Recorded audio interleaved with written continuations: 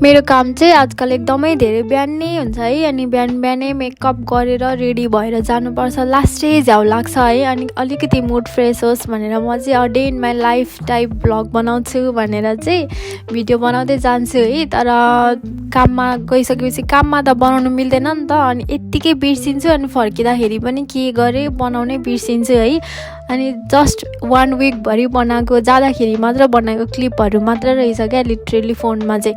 अनि म काममा जाँदाखेरि चाहिँ बिहान एकदम खाली हुन्छ, खासै मान्छे हुँदैन। म चाहिँ फर्स्ट ट्रेनमै जान्छु नि त, त्यही भएर म चाहिँ 4:50कै ट्रेनमा जान्छु। अनि फर्किँदाखेरि चाहिँ एकदमै धेरै बिजी हुन्छ क्या। अनि क्युकेमा यसो साथीसँग ड्रिङ्क्स खाएको त्यही भिडियोहरू खिच्एँ। अनि कहिलेकाहीँ चाहिँ लामो सिफ्ट हुन्छ, अनि त्यति बेलामा चाहिँ दिउँसो क्युके लामो हुन्छ, अनि त्यति बेलामा चाहिँ माथि गएर दामी भ्यूहरू हेर्दै बस्छु। अनि कस्तो घर जाउँ हुन्छ है त्यति बेलामा चाहिँ।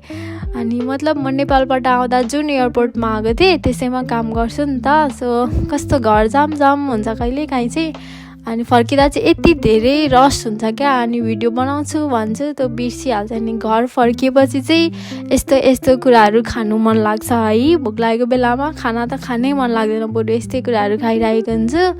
अनि त्यस पछाडि यस्तै हो, a day in my life blog बनाउँछु भन्छु, तर यो चाहिँ मेरो a week in my life चाहिँ भयो।